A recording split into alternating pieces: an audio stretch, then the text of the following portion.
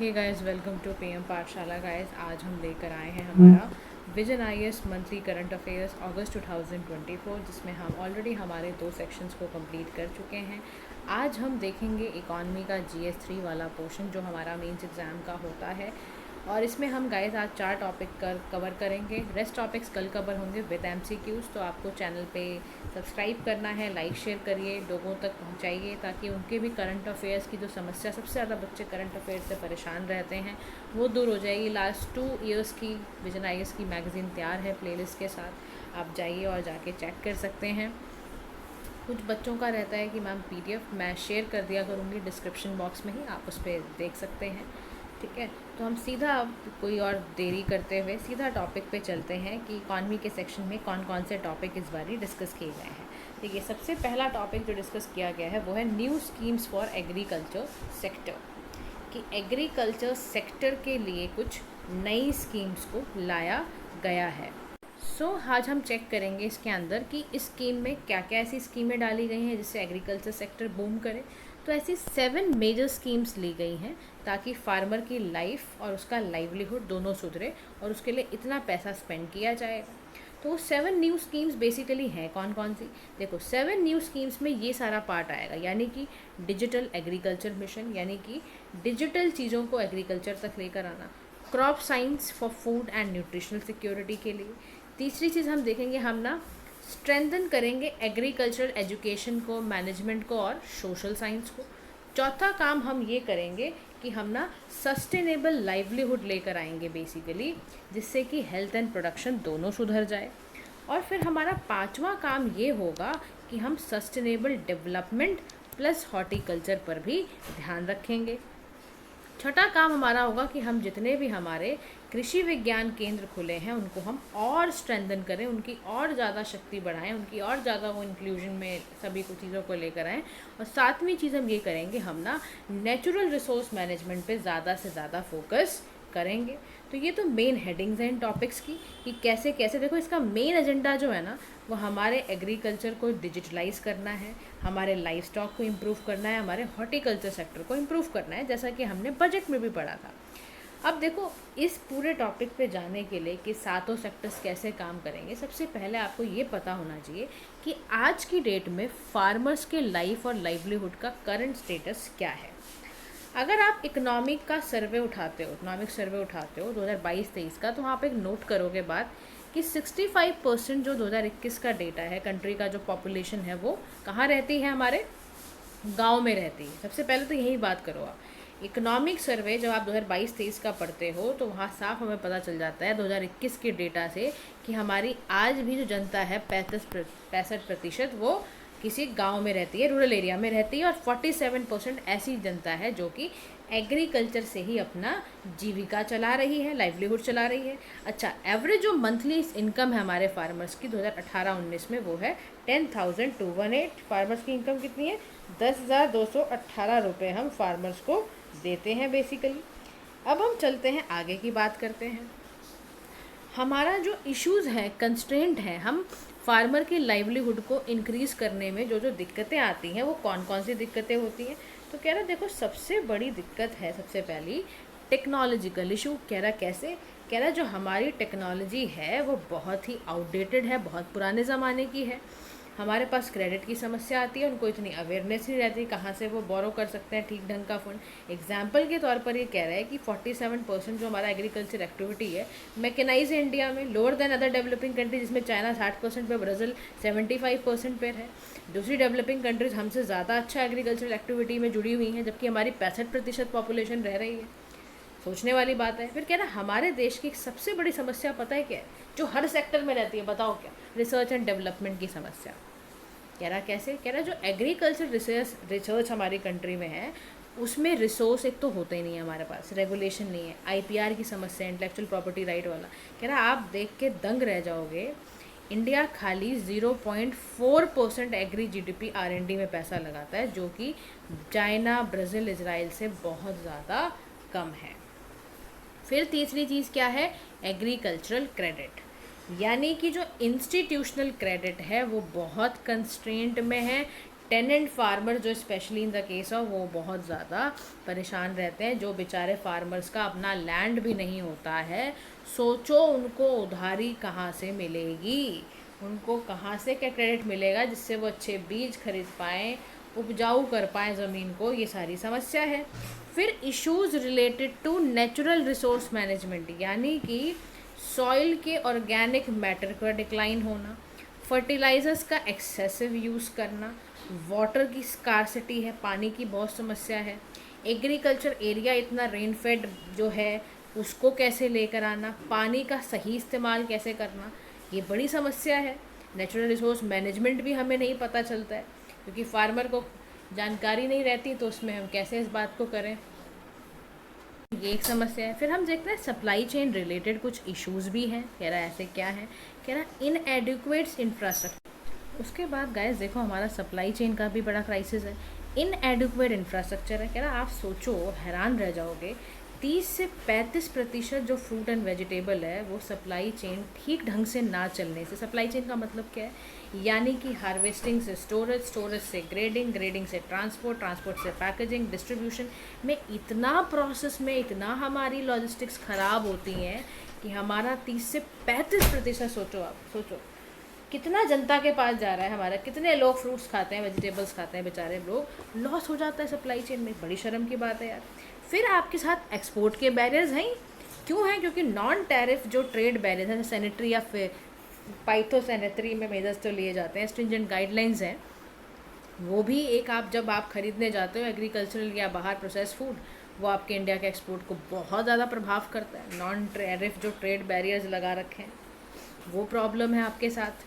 Sanitary और पाइथोसैनिटरी measures जो लिए जाते हैं, स्ट्रिंजेंट गाइडलाइंस जो है उसको इंपोर्ट करने में वो बड़ी दिक्कत है। फिर लो प्रोडक्टिविटी की बड़ी समस्या। कह रहा अगर आप ना फूड एग्रीकल्चर एसोसिएशन अगर ऑर्गेनाइजेशन का रिपोर्ट देखते हो, फाओ की रिपोर्ट देखते हो आप, आपको पता चलेगा जो भारत का राइस का यील्ड है ना, जो हमारा चावल होता है, धान की खेती होती है, उसमें राइस का यील्ड बहुत कम है। फूड एंड एग्रीकल्चरल ऑर्गेनाइजेशन का ये कहना है। याद रखो, फाओ एक तरह की यूएन की स्पेशलाइज्ड बॉडी है ये। इनका काम है हर जगह चेक करना कि हैंगर को किसी तरह से रोका जाए, हाई क्वालिटी फूड लोगों तक पहुंचाया जाए। कह रहा वो बहुत कम है हमारा राइस का यील्ड। चाइना और ब्राज़ील में देखो कितना और आपके देश में कितना है। फिर आपकी जो टेक्नोलॉजी है ना गाइस, हमारी जो अगर टेक्नोलॉजी की बात करें तो वो तो है ही दिक्कत। फिर हमारी जो लैंड होल्डिंग है ना वो बहुत फ्रेगमेंटेड है। हमारे पास इरिगेशन के सामान इतने अच्छे नहीं हैं, सॉइल डिग्रेड हो गई, हमें पता ही नहीं कैसे करना है। कृषि चैनल भी खोले हुए हमने, लेकिन इतनी अवेयरनेस नहीं है। हमारे पास इतने क्वालिटी के ना इनपुट नहीं है, जिसकी वजह से हम बहुत पिछड़ जाते हैं। फिर उसके बाद हम अदर इश्यूज़ पे बात करते हैं।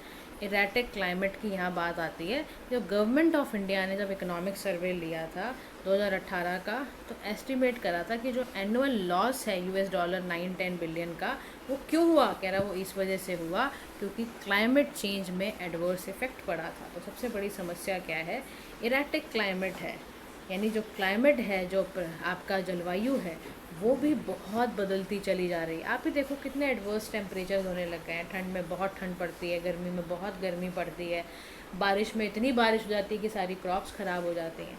तो आप सोचो कैसे में ऐसे इतना प्रोसेस आप कैसे कर पाओगे जिसमें सारी चीज़ें हो पाएँ। फिर लो प्राइस का रियलाइजेशन है। कह रहा इतना गैप है, इतना गैप है फार्म के हार्वेस्ट प्राइस में और रिटेल प्राइस में। फार्मर बेचारे को मिनिमम सपोर्ट प्राइस किसी तरह मिलता है, और उसकी वजह से ग्रेन इन डिस्ट्रेस क्यों है, इसी वजह से उसके वो पैसा ही नहीं है, वो बच्चा कैसे बंदा चलाएगा, फार्मर बताओ। तो ये एक बड़ी समस्या है। तो कह रहा है ऐसा क्या होगा, नई स्कीम जो आप साथ दे रहे हो, उस 7 स्कीम से क्या होगा, फार्मर की लाइफ एंड लाइवलीहुड कैसे सुधरेगा। तो कह रहा है सबसे बड़ा काम होगा, टेक्नोलॉजी आएगी। कह रहा कैसे, कह रहा डिजिटल एग्रीकल्चर मिशन जो है ना, उसका काम है प्रिसीशन फार्मिंग करना। शायद मैंने आपको प्रिसीशन फार्मिंग पहले बताया नहीं, मैं बता देती हूँ आपको प्रिसीशन फार्मिंग के बारे में। प्रिसीशन फार्मिंग, या इट्स रिटन हियर ओनली, कि साइंस का प्रयोग करना है आपको क्रॉप यील्ड कराने में, मैनेजमेंट कराने में, हाई टेक्नोलॉजी सेंसर कराने में, एनालिटिक्स टूल्स का कराने में। इसकी मदद से जब आप क्रॉप को इम्प्रूव करते हो, ठीक है। तो याद रखना प्रिसीशन एग्रीकल्चर के बारे में अगर मामला आ जाए तो। अब उसके बाद ये यहाँ पर कह रहा है प्रिसीशन फार्मिंग करनी है और आपको ना डिजिटली लैंड को मैप करना है, यानी कि आपको ये देखना है कि कौन सा लैंड सूटेबल है एग्रीकल्चर के लिए और कैसे लैंड को ऑप्टिमाइज़ करना है। फिर वेदर की फॉरकास्ट करो, क्लाइमेट मॉडलिंग करो, चेक करो एक्सट्रीम वेदर इवेंट्स कहाँ होते हैं, डिज़ास्टर कहाँ कहाँ से आ रहा है। फिर ये देखो crop science for food and nutritional security. अब इसमें चेक क्या करना है आपको कि development of high yielding disease resistance, climate आपका रिजिलियंट क्रॉप वेराइटी होनी चाहिए, बायो ट्रेडिशनल टेक्निक का इस्तेमाल करो, मॉडर्न बायोटेक्नोलॉजी मेथड्स का इस्तेमाल करो, जीन एडिटिंग टूल्स ले आओ। तो बायो फोर्टिफिकेशन का भी एक काम है जिसमें आपको देखना होता है कि आप ना जो भी माइक्रो न्यूट्रिएंट डेफिशिएंसीज वगैरह होती हैं पॉपुलेशन की, हिडन हंगर को दूर करने के लिए भी एक ऐसा काम किया जा रहा है। उसके लिए हम बायो फोर्टिफिकेशन कर रहे हैं। आपने देखा होगा फोर्टिफाइड राइस सुने होंगे। इसमें क्या होता है, राइस के अंदर टेक्नोलॉजी की मदद से आप क्या कर रहे हो, उसके न्यूट्रिशन की वैल्यू को बढ़ा रहे हो। समझ रहे हो बात को? देखो फाओ का काम ही यही है, मैंने आपको कहा, हंगर हटाना और ऐसा कर देना कि पॉपुलेशन के पास गुड क्वालिटी ऑफ फूड जाए ताकि उनका न्यूट्रिशन ठीक हो जाए। फिर एग्रीकल्चर एजुकेशन और आउटरीच पर भी काम किया जाएगा इन स्कीम के तहत। कह रहा कैसे, कह रहा एग्रीकल्चर एजुकेशन को स्ट्रेंथन करना है, मैनेजमेंट सोशल साइंस को स्ट्रेंथन करना है और ऐसी पॉलिसी फॉर्मुलेशन इम्प्लीमेंटेशन करना है जिससे रूरल इंफ्रास्ट्रक्चर काम आए, क्रेडिट फैसिलिटीज़ इंप्रूव हो, मार्केट का एक्सेस हो, सोशल सर्विसेज का एक्सेस बढ़ता चला जाए। उसके बाद स्ट्रेंथन करना है कृषि विज्ञान केंद्र, यानी कि क्वालिटी टेक्नोलॉजी के प्रोडक्ट्स को लेकर आनी है। Seed, planting material, bio agent, live stock, ये सारे के सारे फार्मर्स को अवेलेबल कराने हैं ताकि फार्मर्स की लाइफ ज़्यादा से ज़्यादा इम्प्रूव हो पाए। अब हमें स्पेशल फोकस देना है सब सेक्टर्स पे। स्कीम जो लाइव स्टॉक हॉर्टिकल्चर की है, इसका काम है प्रोडक्टिविटी को इन्हांस करना सस्टेनेबल मैनर में, बिल्कुल बढ़िया तरीके से। आपको ये भी सोच के काम करना है कि फ्यूचर जनरेशन भी खा पाए, अपने लिए नहीं सिर्फ भरते जाना है। आपको ऐसे काम करना है जिससे कि फ्यूचर जनरेशन्स को भी फ़ायदे हों। एग्जाम्पल के तौर पर sustainable livestock health and production की बात आई। इसका काम क्या है, डेयरी प्रोडक्शन टेक्नोलॉजिकल डेवलपमेंट करना, इस तरह से करना ताकि फ्यूचर जनरेशन्स को प्रभाव ना पड़े। सस्टेनेबल तरीके से करो आप, कि किसी भी चीज़ का नुकसान नहीं होना चाहिए, कि आप ऐसा काम ना कर दो जिससे कि एग्रीकल्चर ख़राब हो जाए, जिससे आपका एनवायरनमेंट ख़राब हो, ऐसा काम नहीं करना है। अच्छा, और ऐसे क्या स्ट्रक्चरल मेजर्स लेने हैं जिसकी वजह से ये काम हो पाए? तो रिकमेंडेशन आई है अशोक दलवाई कमेटी की। क्या आई है?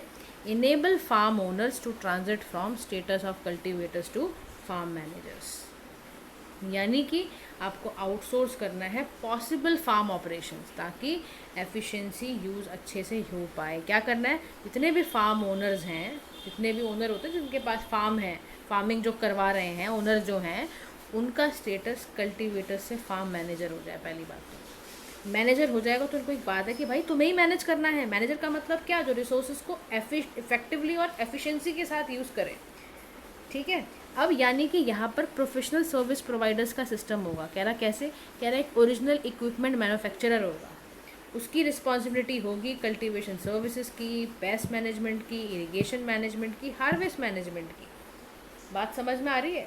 ये जो बंदा होगा जाकर गांव में जितने भी यहाँ पर फार्म्स होंगे वो यहाँ पर मैनेज करना शुरू करेगा। फिर रीडिफाइनिंग मैंडेट ऑफ एग्रीकल्चर, यानी कि expand its horizon beyond currently predominant deliverables, यानी फूड एंड न्यूट्रिशन सिक्योरिटी है। Agriculture mandated to generate raw material ताकि वो इंडस्ट्रियल एंटरप्राइजेस को सपोर्ट कर पाएँ। केमिकल है, कंस्ट्रक्शन है, एनर्जी है, फाइबर है, फूड है, इनको बोला जा रहा है कि इन सभी सेक्टर्स को बोला जा रहा है कि देखो जी ऐसा है, कैसे जनरेट करने रॉ मटेरियल, कैसे सपोर्ट करना है, उसके लिए आप भी रीडिफाइन करो एग्रीकल्चर को, मिलके काम करते हैं। क्योंकि खाली इतना नहीं सोचना कि एग्रीकल्चर से हम क्या समझते हैं, हम ये खाली समझते हैं कि हाँ जी खाना मिल जाए, फूड मिल जाए, न्यूट्रिशन सिक्योरिटी हो जाए। नहीं, गवर्नमेंट इस बार स्कीम लाई है तो गवर्नमेंट कह रही है कि रॉ मटेरियल जो जनरेट करके आप भैया केमिकल इंडस्ट्री कि किस पे डिपेंडेंट हो, तुम एग्रीकल्चर पे डिपेंडेंट हो तो तुम्हें इसके भी बियॉन्ड करंटली प्रीडोमिनेंट डिलीवरेबल से भी ज़्यादा बियॉन्ड सोचने की ज़रूरत है कि हम एग्रीकल्चर को और कैसे मजबूत करें। ठीक है, फिर सेकेंडरी एग्रीकल्चर अडॉप्ट करने की बेहद ज़रूरत है। कह रहा कैसे, कह रहा देखो जितना भी फार्म्स में आप प्रोड्यूस करते हो उसको वैल्यू ऐड क्यों नहीं करने लग जाते आप। वैल्यू ऐड करना शुरू कर दो, ताकि ज़्यादा से ज़्यादा आपके पास एग्रीकल्चर प्लस इंडस्ट्री भी होना शुरू हो जाए। क्या फ़र्क पड़ जाएगा, एग्री इंडस्ट्रीज़ के बारे में तो हम सभी जानते हैं ना, तो उसके साथ आपका बहुत कुछ मामला बन सकता है। तो आप वैसे क्यों नहीं करते हो? देखो, सेकेंडरी एग्रीकल्चर में मतलब क्या, यानी कि आप वो सारी प्रैक्टिसेस करोगे जिससे एग्रीकल्चर प्रोड्यूस है, या जो भी उसका रेसिड्यू है, या जो भी बायो प्रोडक्ट है, वो आप यूज़ करो फार्मा इंडस्ट्री में, इंडस्ट्रियल में, मेडिसिनल में, स्पेसिफाइड फूड में अगर आप यूज़ करना चाहते हो वो भी आप यूज़ कर सकते हो, तो वो भी करो। एग्जाम्पल के तौर पे जैसे देखो, हम अगर बात करें, सेकेंडरी कुछ क्रॉप्स होती हैं, अगर आपने जिनसेंग सुना हो, ट्रफल सुने हो, ये सब सेकेंडरी एग्रीकल्चर का पार्ट होता है। रूरल एरिया को इसमें कंज्यूमर मिलेगा, प्रोड्यूसर मिलेंगे, गुड्स के रिसोर्सेज का इस्तेमाल अच्छा इस्तेमाल होगा। कह रहा देखो, आप खुद पता है हाउ हनी बी कीपिंग क्या है, अल्टीमेटली आपकी सेकेंडरी एग्रीकल्चर ही तो है। मशरूम कल्टीवेशन करते हो, बैकयार्ड पोल्ट्री करते हो, कह रहा ये सारी मदद करेंगी आपको सेकेंडरी एग्रीकल्चर को मजबूत करने में। फिर अडॉप्ट करना फॉक टू फर्म अप्रोच। अब क्या होता है, फॉक क्या होता है बताओ? फॉक मतलब फार्म, मतलब ठीक है, मतलब जो आप खा रहे हो उससे रिलेटेड यहाँ मामला आ रहा है कि फॉक जैसे आप यूज़ करते हो। फॉक अगर आप एग्रीकल्चर में देखते हो ना, तो फॉक इन एग्रीकल्चर में ना एक तरह का गार्डन फॉक्स होते हैं, जिससे आप लिफ्ट करते हो, सॉइल को लूज़ करते हो, है ना। अगर आपने कभी नोटिस करा हो तो उसको फॉक कहते हैं। मतलब बिल्कुल जैसे आप कहते हो ना, जैसे आप फॉक से खाते भी तो हो, तो ये कुछ ऐसा सा बना होता है, रॉड सी होती है, याद करो, एक ऐसा सा बना हुआ होता है, उसमें ऐसे कांटे कांटे बने होते हैं, ऐसा सा फॉक होता है।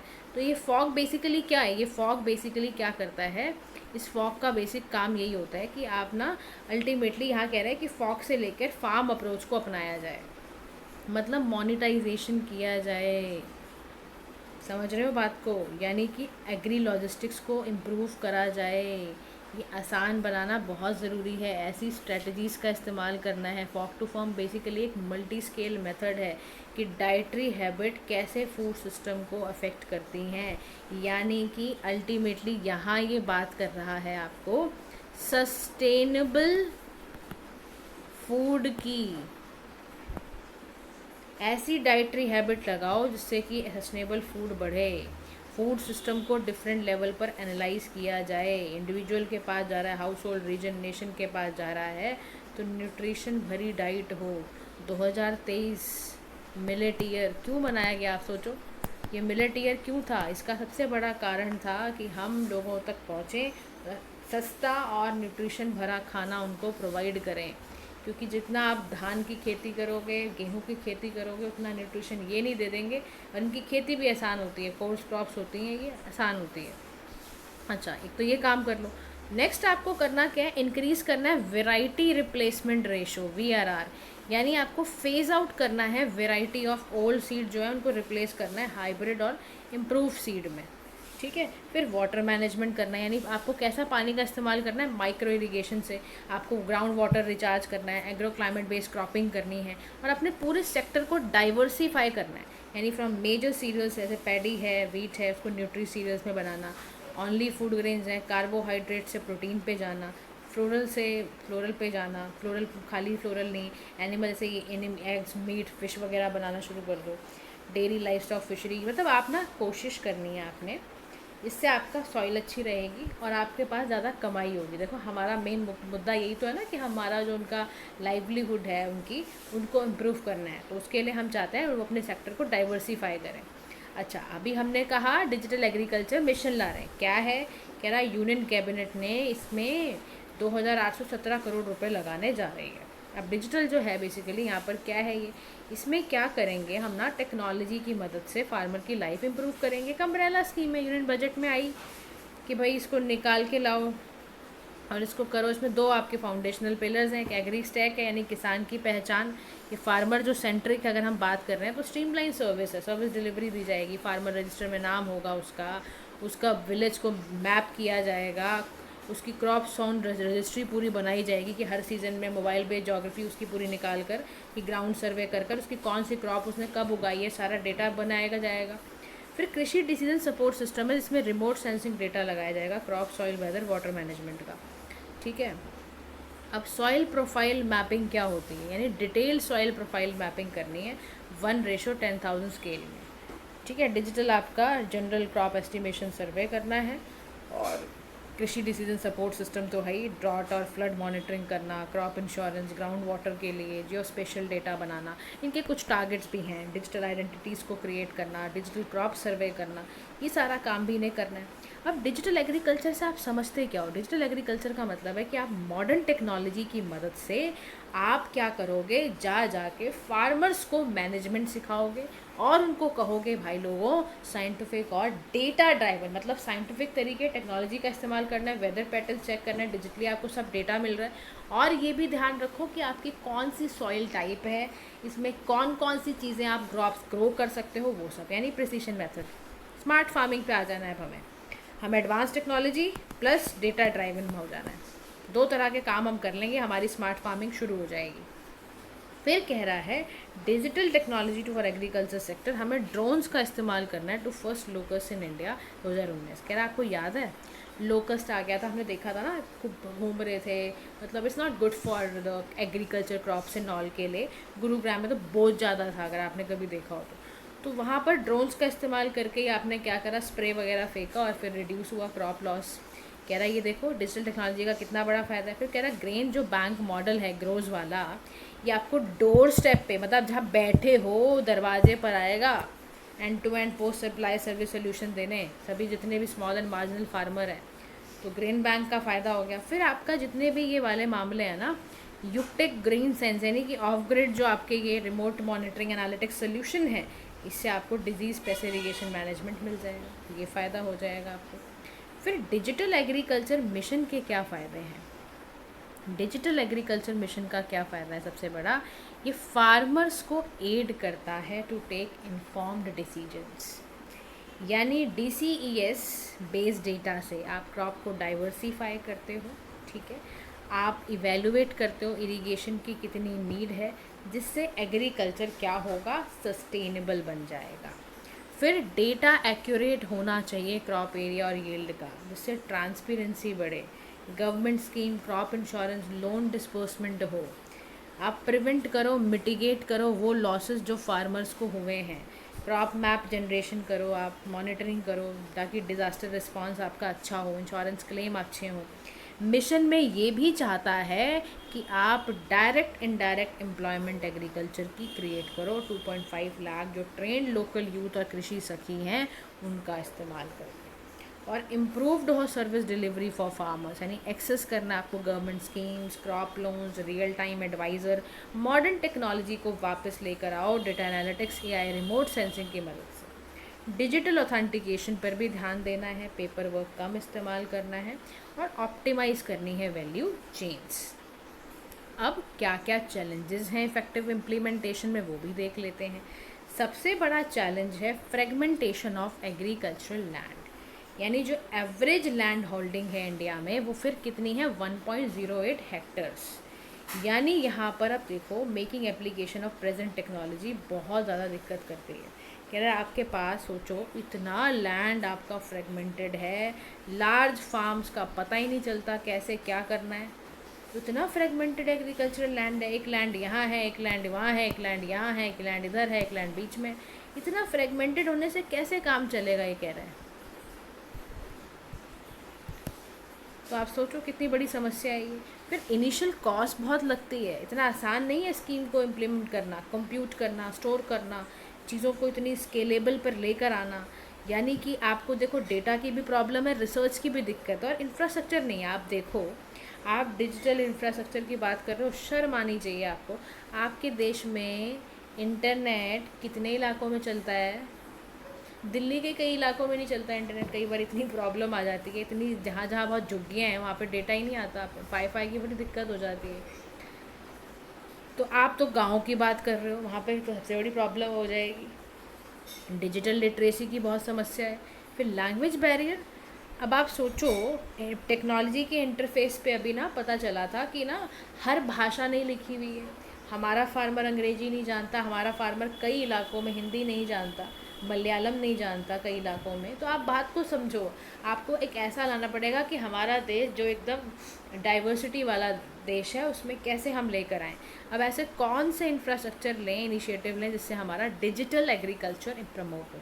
तो सबसे पहले India digital ecosystem of agriculture framework लाना है, नेशनल ई गवर्नेंस प्लान है हमारे, ई नैम है आपका, एग मार्क नेट है, ड्रोन से लैंड मैपिंग का मामला, ये सारे करना है। तो कंक्लूडिंग फॉर्म में ये कह रहा है डिजिटल एग्रीकल्चर के बेनिफिट्स को रीप करने के लिए फोकस होना चाहिए affordability, access of operation ease कर दो, मेंटेनेंस सिस्टम अच्छा कर दो, टाइमली ग्रीवेंसेस पे बात करना शुरू कर दो, R&D देखो। डिजिटल एग्रीकल्चर मिशन जो है ये राइट डायरेक्शन है इस गोल को पूरा करने के लिए, फार्मर्स की लाइफ को इम्प्रूव करने के लिए। तो this is very very nice. तो यहीं पर कृषि डिसीजन सपोर्ट सिस्टम है, जियो स्पेशल प्लेटफॉर्म है जो ये आपके साथ यहाँ पर मिलकर काम करेंगे।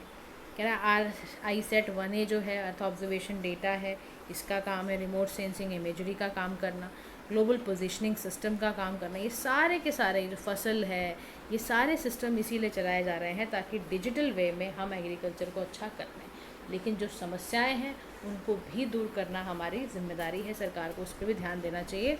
ठीक है, मतलब आप भी देखो कल को सरकार में ही आने वाले हो तो आपको हर डायरेक्शन पता होनी चाहिए guys, be very very careful about it. ठीक है, चलो इसी में हमारा नेक्स्ट टॉपिक आता है। अभी हमारा देखो पहला ही टॉपिक आज बहुत बड़ा है, ठीक है, तो कोई नहीं। Life stock sector in India, this is very important topic ना, इकॉनमी का एग्रीकल्चर बहुत इंपॉर्टेंट टॉपिक है यार। हमारी जनता देखो आज भी 47% जनता एग्रीकल्चर में है। आप सोचो मतलब हाफ, आप समझ लो half population is doing agriculture, so it's very important sector, वहीं से पैसा लाना है हमें। तो कैबिनेट अप्रूव्ड हमारा sustainable livestock health and production करा, इसमें 1702 करोड़ रुपए लगाए जा रहे हैं। इसमें भी हम चाहते हैं कि फार्मर की इनकम लाइफ स्टॉक और डेयरी प्रोडक्शन में बढ़ जाए। हम ये चाहते हैं कि हम एनिमल्स को ऐसे रेज करें जिसमें नेगेटिव एनवायरमेंटल इम्पैक्ट हो। अब देखो इस स्कीम में ना कुछ चीज़ें हैं, हम ना एनिमल हेल्थ मैनेजमेंट पे ध्यान देंगे, डेयरी प्रोडक्शन पे, जेनेटिक रिसोर्सेज पे, न्यूट्रिशन ठीक करेंगे। अब यहाँ पर जो स्टेटस है लाइफ स्टॉक सेक्टर का इन इंडिया वो देखते हैं। कह रहे हैं इंडिया में वर्ल्ड का लार्जेस्ट पॉपुलेशन है लाइफ स्टॉक का। सोचो आप, ध्यान से सुनना, अभी बहुत बातें पता चलने वाली हैं। कह रहे यकीन मानोगे इंडिया लार्जेस्ट प्रोड्यूसर है बफेलो मीट का। हम बफेलो का मीट प्रोड्यूस करते हैं, उसमें हम लार्जेस्ट हैं। सेकंड लार्जेस्ट प्रोड्यूसर हैं हम गोट मीट पे, गोट वाला जो मीट होता है उसके लिए। अब आप सोचो यानी कि हमारे लाइफ स्टॉक में कितनी बड़ी जान है। क्यों? क्योंकि आप यकीन मानो इसका GDP पे कंट्रीब्यूशन 30.19% है GVA पर, समझ रहे हो, यानी कि पूरे GVA का ये 5.73% है। सोचो आप, इतना इम्पॉर्टेंट है। इससे एम्प्लॉयमेंट जनरेशन पता है आपको, जो गांव में लोग रह रहे हैं ना 70% ये उनको नौकरी देता है ये वाला सेक्टर, स्पेशली जो स्मॉल एंड मार्जिनल फार्मर्स हैं, लैंडलेस लेबरर्स हैं। फिर इंटरलिंकेजेस विद एग्री एक्टिविटीज़, यानी मैन्योर, एग्रीकल्चर वेस्ट, जो फॉडर और एनिमल्स वगैरह हैं उनके साथ लिंकेज है। फूड एंड न्यूट्रिशनल सिक्योरिटी, यानी जो लाइफ स्टॉक प्रोडक्ट है, मीट है, मिल्क है, एग है, इनमें बहुत न्यूट्रिशन होता है और हम माल न्यूट्रिशन को हटाना चाहते हैं चिल्ड्रन के, वुमेन के। तो इंडिया फर्स्ट रैंक करता है मिल्क प्रोडक्शन में और 23% ग्लोबल मिल्क प्रोडक्शन भारत के से ही आ रहा है। सोचो आप इस सेक्टर में कितनी जान है, यानी कि अगर हम इस सेक्टर को बूम कर दें तो इस सेक्टर कहाँ चला जाएगा। अब कौन कौन से इश्यूज़ हैं जो इस सेक्टर में हैं, लेट्स डिस्कस दैट। यही सबसे बड़ी क्राइसिस है, यही सबसे बड़ा प्रॉब्लम है कि समस्या कहाँ आ रही है। फिर कह रहा समस्या है हेल्थ एंड वेटनरी इशू में। कह रहा क्यों? कह रहा एनिमल को डिजीज हो जाती है, हाई इकोनॉमिक लॉस होता है, जिससे आप ले रहे हो सारी चीज़ें, वो बीमार है। हेमोरेजिक्स एक होती है सेप्टिकमिया, एक फुट एंड माउथ डिजीज़ है। ये डिजीज़ होती हैं, एनिमल की डिजीज़ के नाम हैं, ये ध्यान रखना। ब्रुसिलोसिस, और जूनोटिक है नेचर में, एनिमल से ह्यूमन, ह्यूमन से ऐसे फैल रही है। इबोला, कोविड-19, एवियन फ्लू कहने से बहुत परेशान है, क्या करें, बड़ी दिक्कत है ये। फिर इंफ्रास्ट्रक्चर, ह्यूमन रिसोर्स की बड़ी दिक्कत है। कह रहा है इंडिया में 60 रिकॉग्नाइज वेटनरी कॉलेज हैं, उससे भी कम है, सॉरी, लो। अब आप क्या बोलोगे बताओ। फिर उसके बाद ना rise of antimicrobial resistance, India 4थे नंबर पे है एंटीबायोटिक यूज इन एनिमल्स। और पोल्ट्री सेक्टर में वैसे ही लार्ज रिजर्वायर एंटीबायोटिक्स का। एक तो हेल्थ एंड वेटनरी इशू, फिर इकोनॉमिक इशूज़ हैं, प्रोडक्टिविटी बहुत लो है, न्यूट्रिशन नहीं है, मैनेजमेंट प्रैक्टिसेस बहुत पुअर है, लो जेनेटिक पोटेंशियल है लोकल ब्रीड्स का। तो यहीं से आप मान के चलो कि यहाँ पर एवरेज एनुअल जो प्रोडक्टिविटी है कैटल की इन इंडिया में वो 1777 kg है। जो कि 2699 कभी हुआ करती तो 19-20 में। सोचो आप कोविड के बाद क्या हाल हो गया। आपको पता है, बड़ी हैरानी होगी, ये सेक्टर इतना इम्पॉर्टेंट है उसके बाद भी अनऑर्गेनाइज्ड है। Half of total meat production unregistered makeshift slaughter house से आ रही है, जो बूचड़ खाने हैं। कहाँ से, कोई रिकॉर्ड ही नहीं है उनका, क्या कर लोगे आप। डेटा की समस्या, फिर high marketing and transaction cost बहुत लगती है, 15 से 20% सेल प्राइस लगता है। सोचो, लो इंश्योरेंस कवर है। आप सोचो ना, ओनली 15.47% जो एनिमल है वो इंश्योरेंस कवर में, बाकी क्या। इतना इंपॉर्टेंट सेक्टर और इंश्योरेंस कवर ही नहीं है। फिर shortage of fodder, 5% cultivable land है, फॉडर प्रोडक्शन बहुत कम है। बहुत प्रेशर है ना लैंड वाटर अदर रिसोर्सेज पे, कहाँ से लाओगे भूसा, कहाँ से लाओगे। तभी तो भूसे का घोटाला भी हुआ था, याद करो। वाटर स्कैम हुआ है, by whom, please write in the comment section. फिर इनएडिक्वेट अटेंशन है टुवर्ड्स एक्सटेंसिव सर्विसेज, यानी कि कोई भी ना लाइफ स्टॉक एक्सटेंशन प्रोग्राम है ही नहीं कि एनिमल के लिए हेल्थ फोकस्ड हो, ऐसा कुछ प्रोग्राम ही नहीं है। ग्रीन हाउस गैस इमिशन वैसे ही हमारे लिए समस्या का कारण बनी हुई है, इतना एथनिक आपका एंट्रिक मिथेन इमिशन निकालती है कि वो बड़ा समस्या बना हुआ है। तो ऐसे कौन से इनिशिएटिव लिए जाए जिससे इंडिया का लाइफ स्टॉक सेक्टर बढ़िया हो। तो राष्ट्रीय गोकुल मिशन है, नेशनल लाइफ स्टॉक मिशन है, एक्सटेंशन है किसान क्रेडिट कार्ड में, ये सारे डेयरी डेवलपमेंट प्रोग्राम्स हैं, इनको लेकर आगे बढ़ना होगा। तो वे फॉरवर्ड में कहा जा रहा है कि national animal disease reporting system तैयार करो और उसको बढ़िया कर दो, स्ट्रेंथन कर दो, इंफ्रास्ट्रक्चर का सपोर्ट वगैरह बढ़ा दो, डिजिटलाइज कर दो। मोबाइल वेटनरी सर्विसेज हैं आप, यानी कि रिमोट एरिया में जाओ, एड करो, आर्टिफिशियल इंसेमिनेशन दो, डीवॉर्मिंग वैक्सीनेशन करवाओ, प्रमोट करो livestock based integrated farming system, access market का बढ़ाओ, लाइफ स्टॉक का कवरेज अच्छा करो, एरिया पैसिफिक पॉलिसीज़ लेकर आओ आप। फिर उसके बाद आपका हॉर्टिकल्चर सेक्टर के लिए क्या करना है। मतलब आज तो हमारी पूरी क्लास मुझे लग रहा है एग्रीकल्चर पे चल रही है, but guys this is very very important. Again I am telling you, horticulture के लिए भी पैसा खूब लगाया जा रहा है, क्योंकि गवर्नमेंट चाहती है सस्टेनेबल डेवलपमेंट हॉर्टिकल्चर का करना। फार्मर की ये भी एक इनकम है ना। आप सोचो, ट्रॉपिकल, सब ट्रॉपिकल, टेम्परेट हॉर्टिकल्चर क्रॉप्स होती है ना, रूट, ट्यूबर, बल्बुलस, एड, सारी क्रॉप्स कहाँ से आ रही हैं, इन्हीं क्रॉप्स, इन्हीं रीजन्स की वजह से आ रही है। प्लांटेशन है, मेडिसिनल सर्विस है, एरोमेटिक प्लांट्स हैं, कहाँ से आ रहे हैं, इसे तो आ रहे हैं। फिर रिसेंटली गवर्नमेंट ने 1766 करोड़ क्लीन प्लांट प्रोग्राम में खर्च करा, वो भी ताकि हॉर्टिकल्चर आपका बूस्ट हो जाए। अब क्लीन प्लांट प्रोग्राम क्या है, इसका काम है sustainable eco friendly agriculture practices कराना। मिशन लाइफ क्यों लाए हैं हम, इसी लाए हैं मिशन लाइफ, ताकि हमारा हर सेक्टर बूस्ट करे। हमारी लाइफ ऐसी होनी चाहिए, life style for for environment, ऐसा हमें काम करना है। फिर हमारे 3 जो कंपोनेंट्स भी हैं, सर्टिफिकेशन वगैरह भी जगह जगह पे दिए जाते हैं। अब इसको करने से फ़ायदा देखो सभी को है, सभी को फ़ायदा है। फार्मर, नर्सरी, कंज्यूमर, एक्सपोर्ट, सभी को फ़ायदे होंगे क्लीन प्लांट सेंटर्स को करते हुए, प्लांटर्स को करते हुए। इससे सभी को फ़ायदे मिल रहे हैं क्लीन प्लांट प्रोग्राम से। और हॉर्टिकल्चर सेक्टर बहुत वास्ट है, डाइवर्स है। आप सोचो, इसी की मदद से आप fruit, vegetable, flower, ornamental plant, सभी का आप कल्टीवेशन, प्रोडक्शन, प्रोसेसिंग करते हो। अब आपके मन में एक सवाल आना चाहिए, पूछो क्या, कि ऑर्नामेंटल प्लांट्स क्या होते हैं। क्या होते हैं?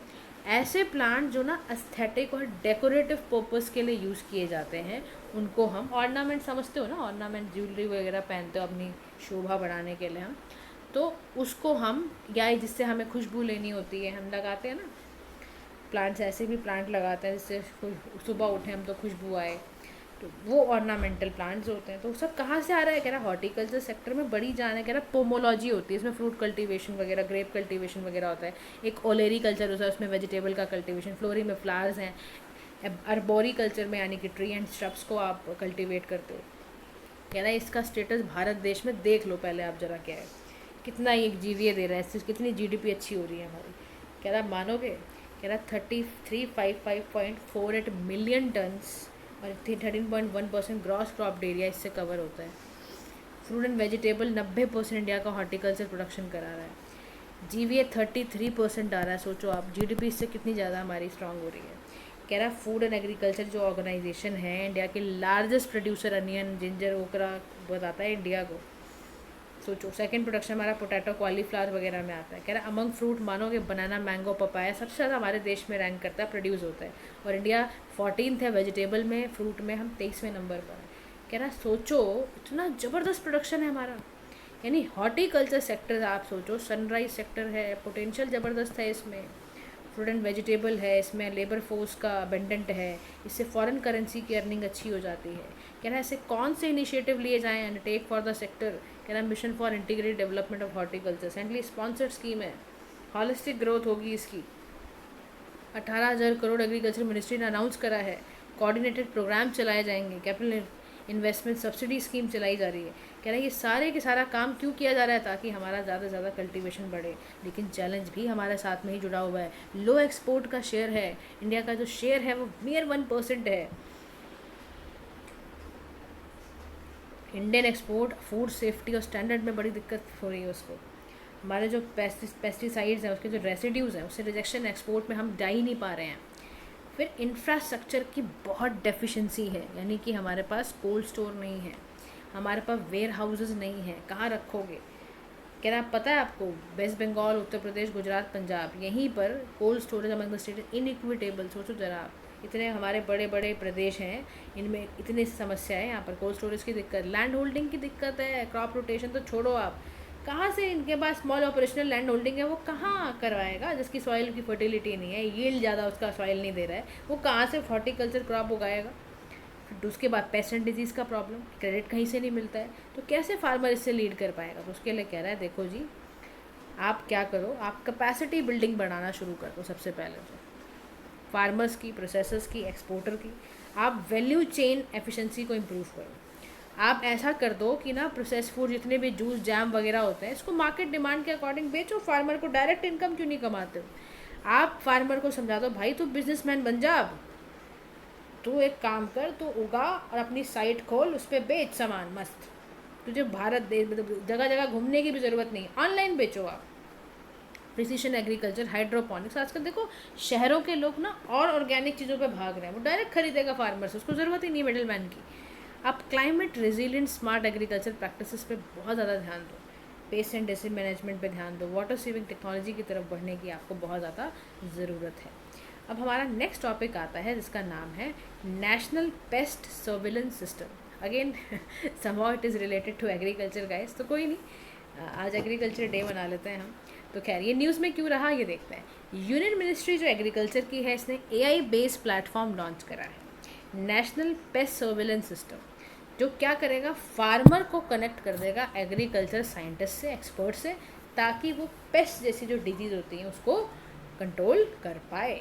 नेशनल पेस्ट सर्विलेंस सिस्टम है क्या, इसका मकसद है डिपेंडेंस फार्मर्स का रिड्यूस करना, पेस्टिसाइड रिटेलर्स का, साइंटिफिक अप्रोच की तरफ बढ़ना, collaborative directorate of plant protection, quarantine, storage, ये सब पे काम करना, कटिंग एंड टेक्नोलॉजीज़ का इस्तेमाल करना, AI, मशीन लर्निंग की तरफ से, मोबाइल ऐप, वेब पोर्टल की तरफ बढ़ना। Farmers can take photo of infested crops और अपलोड कर दो प्लेटफॉर्म पे, एक्सपर्ट उस पर एडवाइस करेगा, उस हिसाब से आप काम कर लोगे, छुट्टी। फिर इंटीग्रेटेड पेस्ट मैनेजमेंट क्या है, इसमें मतलब होता है कि आप इको फ्रेंडली वे में ये चाहते हो कि पेस्ट कंट्रोल मेथड्स का इस्तेमाल करा जाए, जैसे बायो पेस्टिसाइड वगैरह लगा दिए जाएँ, उससे फार्मर को भी मदद हो जाए, क्रॉप को भी मदद हो जाए। इसी को कहते हैं इंटीग्रेटेड पेस्ट मैनेजमेंट। आप कल्चरल पेस्ट कंट्रोल करोगे, फिजिकल मैकेनिकल कंट्रोल करोगे, बायोलॉजिकल कंट्रोल, केमिकल कंट्रोल, ये सब कंट्रोल करने के लिए ये सारा मामला चल रहा है। इतना इंपॉर्टेंट है IPM, यानी इससे क्रॉप यील्ड लॉसेस बचेंगे, वीड्स रोडेंट वगैरह से बच जाओगे, इससे बहुत फ़ायदा हो जाएगा। इनकम लेवल किसका बढ़ेगा, अल्टीमेटली फार्मर खुश होगा। इम्प्लीमेंटेशन से आप सोचो, इंक्रीज पल्स प्रोडक्शन 15 से 20%, दालों का प्रोडक्शन बढ़ गया। एक्सेसिव पेस्टिसाइड यूज़ करते थे उससे एनिमल को भी दिक्कत, इंसान को भी दिक्कत, सोचो कितना बड़ा प्रॉब्लम। फिर इन्वायरमेंट को कितनी प्रॉब्लम होती थी, पॉलिनेशन में दिक्कत आने लग गई थी। ये सारी समस्याओं को दूर करने के लिए IPM सबसे अच्छी टेक्निक है। कंसर्न भी साथ ही हैं। इनिशियल यील्ड डिक्लाइन हो रहा है, पॉसिबिलिटी है it can discourage farmers from adopting IPM। Upfront investment is needed, new equipment, technology में, ट्रेनिंग में, अवेयरनेस की समस्या है, एजुकेशन की समस्या है, मॉनिटरिंग टाइम कंज्यूमिंग वगैरह बहुत समस्या हो रही है। फिर in cases where IPM practices are not implemented correctly, ये भी दिक्कत है। वेदर एंड एनवायरमेंटल फैक्टर्स की प्रॉब्लम है। ऐसे कौन कौन से सिस्टम्स लिए जाएँ जिससे कि IPM प्रमोट हो, तो वो है कार्डिनल प्रिंसिपल्स का इस्तेमाल करा जाए, main Planck of plant production, ठीक है। तो ये सारी चीज़ों को कर दिया जाए। अब वे फॉरवर्ड में कह रहा है कि ना आप कॉन्सेंट्रेटेड एफर्ट क्या करो, गवर्नमेंट को बुला लो, फार्मर प्रोड्यूसर ऑर्गेनाइजेशन को बुला लो, रिसर्चर को बुला लो, और ऐसी स्ट्रैटेजीज़ लगाओ जिससे डेवलपमेंट शुरू हो जाए। तो ऐसा टेक्नोलॉजिकल एप्लीकेशन हो जिससे आईपीएम और अच्छा होता जाए, तो उसके लिए हमने क्रिस्पर्स टेक्नोलॉजी है, वेरिएबल रेट टेक्नोलॉजी है, सेंसर टेक्नोलॉजी है, जीआईएस है, ड्रोन, इन सभी के मदद से इंटीग्रेटेड पेस्ट मैनेजमेंट आपके देश का बेहतरीन हो जाएगा। तो जोड़ दो। अब हम सीधा चलते हैं हमारी स्कीम की ओर। अब छोटे छोटे टॉपिक्स हैं। प्रधानमंत्री मुद्रा योजना, नीति आयोग केपीएमजी ने इसकी रिपोर्ट को पब्लिश करा है कि हाउ सक्सेसफुली इम्पैक्ट असेसमेंट इसका करने के लिए, क्योंकि स्कीम तो आपने देखो, स्कीम बनाने का कोई फ़ायदा नहीं है, स्कीम इम्प्लीमेंट हुई उससे क्या आउटकम आ रहे हैं वो सबसे बड़ी बात होती है। स्कीम तो बना देगा, कोई भी बना देगा, आपको मैं कहूँगी आप अभी स्कीम बना दो, लेकिन इम्प्लीमेंट कितनी हुई है। तो प्रधानमंत्री मुद्रा योजना, हम कई बार टाइम टेबल बनाते हैं ना, कितना फॉलो हो रहा है वो सब डिपेंड करता है। सिर्फ सिलेबस कितना समझ में आ रहा है, सिलेबस कितना कवर हो रहा है, वो आपकी आउटकम आपको बनाएगा आईएएस एक दिन। तो प्रधानमंत्री जो आपकी मुद्रा योजना है, ये एक फ्लैगशिप स्कीम है। फ्लैगशिप स्कीम का मतलब समझते हो, यानी इसके अंडर बहुत कुछ होगा। एक फ्लैगशिप जो मामला होता है ना, उसी को कहते हैं फ्लैगशिप स्कीम। फ्लैगशिप का अगर आप नॉर्मल मतलब देखोगे तो मोस्ट इम्पॉर्टेंट थिंग को बोलते हैं फ्लैगशिप, जो बहुत कहते हैं ना, ये बहुत ही इम्पॉर्टेंट है, ये उसी को कहते हैं हम फ्लैगशिप।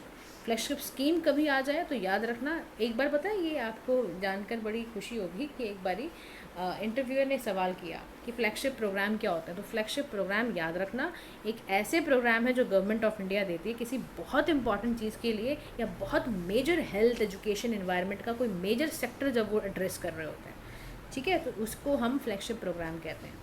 15-16 में हुआ भाई, क्योंकि वाई प्रधानमंत्री मुद्रा योजना इज़ इम्पॉर्टेंट, बिकॉज ये अफोर्डेबल क्रेडिट देती है माइक्रो स्मॉल एंटरप्राइजेस को, एमएसएमई को।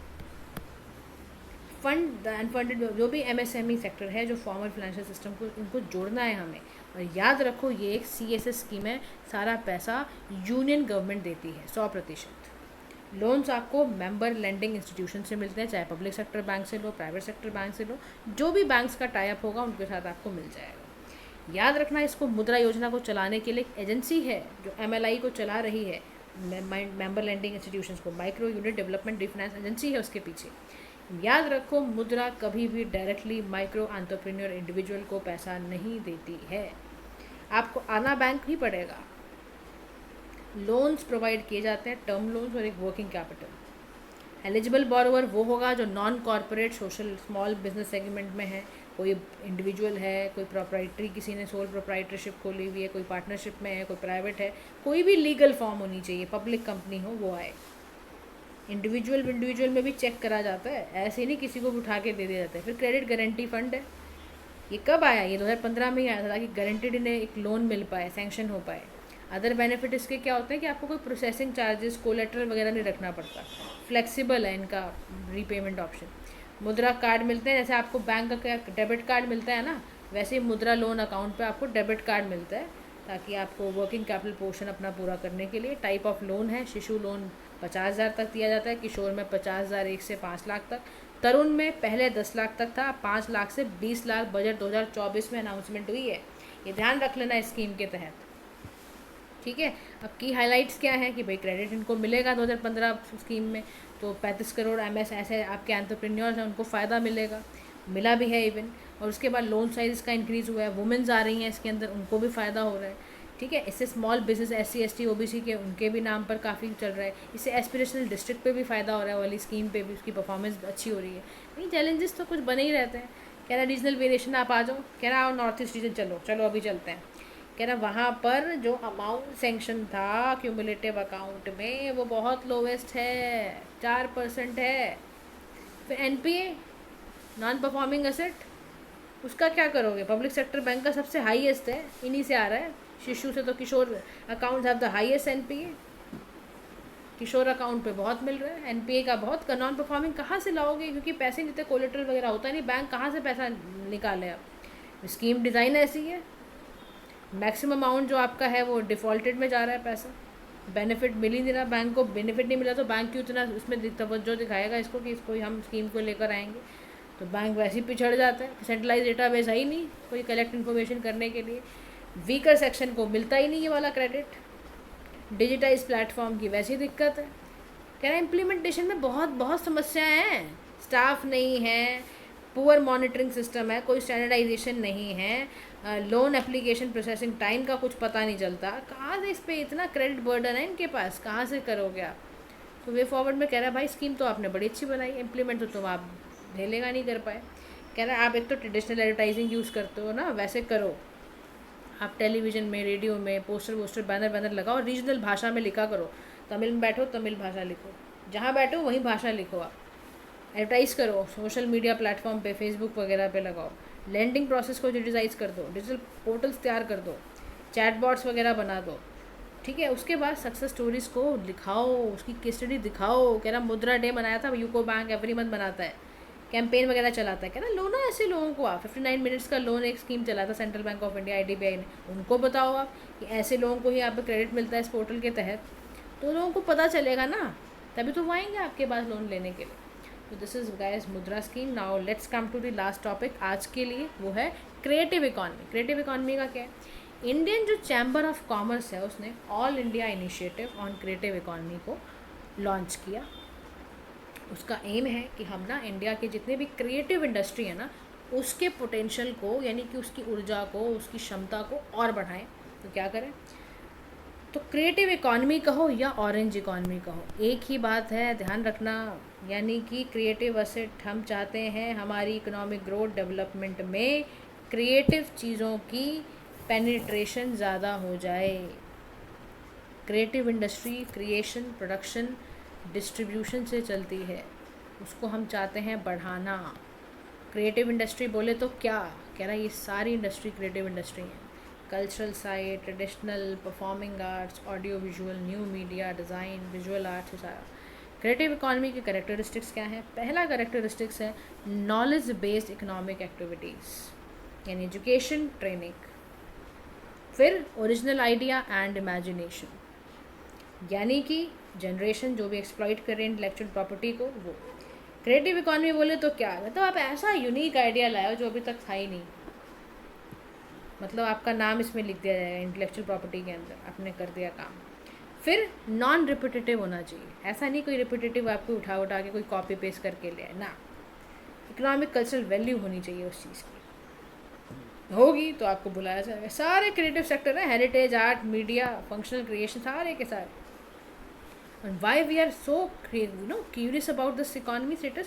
भाई $30 billion इंडस्ट्री इसमें है, 8% वर्किंग पॉपुलेशन हमारी क्रिएटिव इंडस्ट्री में है, 20% GVA देती है ये हमें। इकोनॉमी का फ़ायदा देख रहे हो आप?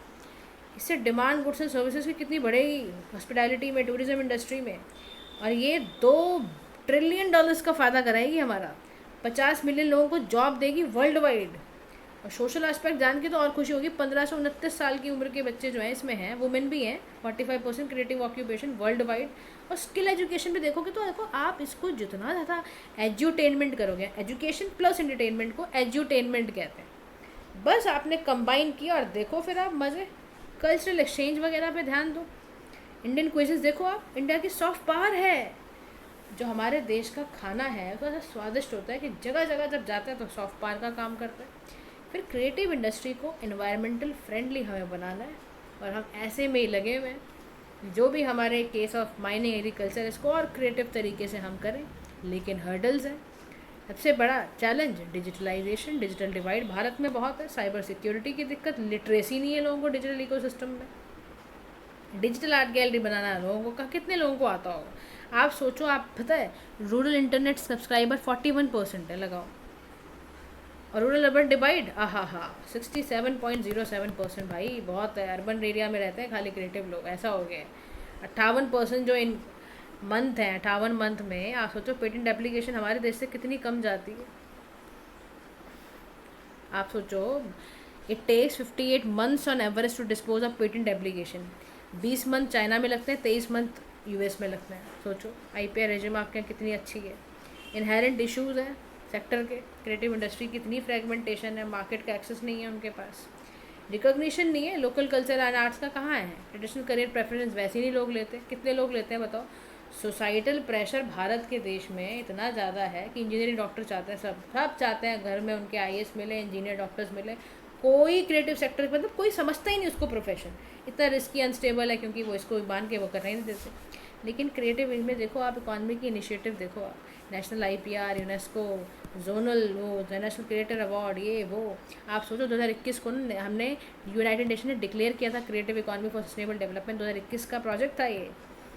वे फॉरवर्ड में क्या किया जाए, कह रहा देखो सबसे पहले तो ना इंडियन कल्चर ग्लोबली रिकॉग्नाइज करवाओ, इवेंट कराओ, ट्रेड फेयर कराते हो, इंटरनेशनल फेस्टिवल्स में जाओ, और अपना फिनेंस अच्छा करो इन लोगों का, क्राउड फंडिंग कल्चर वगैरह पे ज़्यादा फॉर्म करो, और reforming intellectual property right framework, issue of copyright, ये सबको एड्रेस करो जो भी समस्या आती है इससे जुड़ी। क्रिएटिव डिस्ट्रिक्ट बनाओ, जैसे मॉडल थाईलैंड में बनाए वैसे ही बनाओ, स्पेशलाइज इंस्टीट्यूशंस तैयार कर दो, लॉन्चिंग पायलट प्रोजेक्ट वगैरह बना दो, एग्रीकल्चर आर्टिफिशियल इंटेलिजेंस का इस्तेमाल करो डिजिटल डिवाइड को कम करने के लिए। ये काम करोगे तब जाके आपका सेक्टर बूम मारेगा और फिर आप बहुत तरक्की करोगे। तो guys this is all about today's lecture, ठीक है, आज के लिए इतना ही करते हैं हम। और अगर कोई समस्या आ रही हो, कुछ समझ ना आया हो, you can always in the comment section में आप जब भी चाहें लिख सकते हैं। Thank you so much for listening, do like share subscribe to PM Pathshala. Have a nice day to